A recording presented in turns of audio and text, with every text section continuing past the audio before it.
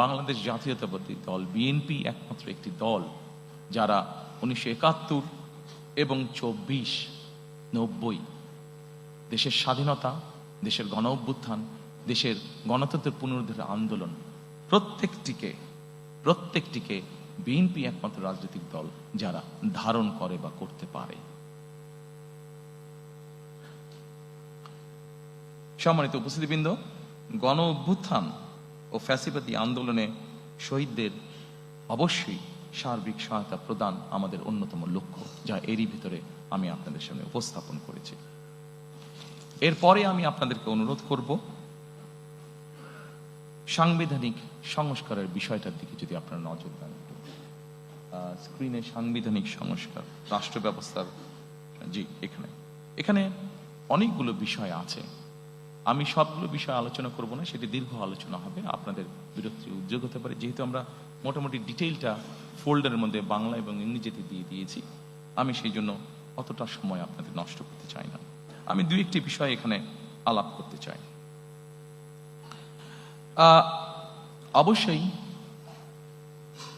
শহীদ রাষ্ট্রপতি জিয়া রহমান যখন দেশ পরিচালনার দায়িত্ব পান, যেহেতু আমাদের দেশের অধিকাংশ মানুষ মুসলমান, আমরা সংবিধানে সেই জন্য বিসমিল্লাহির রহমানির রহিম এবং আল্লাহর উপরে, সর্বশক্তিমান আল্লাহর প্রতি পূর্ণ আস্থা ও বিশ্বাস, এই কথাটি সংযোজন করেছিলেন।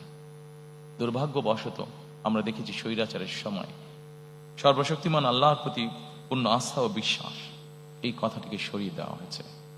ইনশাআল্লাহ 12 তারিখের নির্বাচনে বাংলাদেশের জনগণের সমর্থনে বিএনপি সরকার গঠনে সক্ষম হলে আমরা সংবিধানে সর্বশক্তিমান আল্লাহর প্রতি পূর্ণ আস্থা ও বিশ্বাস, এই রাষ্ট্র পরিচালনার মূলনীতি হিসাবে আমরা সংবিধানে এটিকে পুনঃস্থাপন করতে চাই।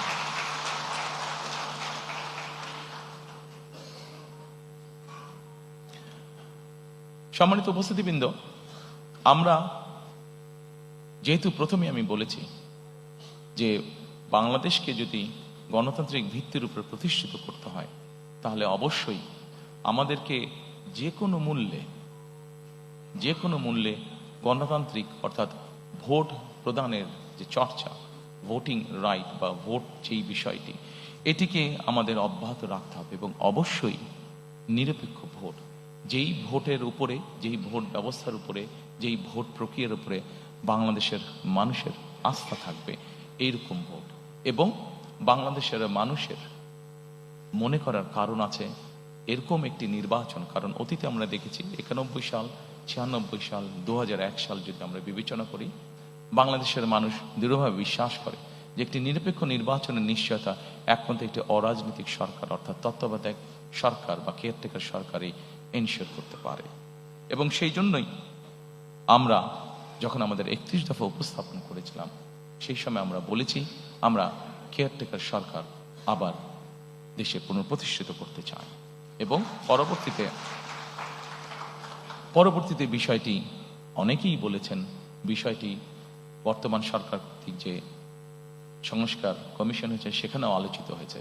তবে সম্মানিত উপস্থিতিবৃন্দ, অবশ্যই আমার দলের একজন সদস্য হিসাবে আমি ক্রেডিট নিতেই চাইব যে বাংলাদেশে সবচেয়ে প্রথম আমরাই এই কথাটি বলেছি, অর্থাৎ স্বৈরাচারের সময় আমরা যে 31 দফা উপস্থাপন করেছি আজ থেকে প্রায় 2.5 বছর আগে, সেখানে আমরা পরিষ্কারভাবে বলেছি বিএনপি দেশ পরিচালনার সুযোগ পেলে এবং বিএনপির হাতে সেই পরিমাণ সংসদীয় আসনের শক্তি থাকলে আমরা অবশ্যই তত্ত্বাবধায়ক সরকারকে পুনঃপ্রতিষ্ঠিত করব।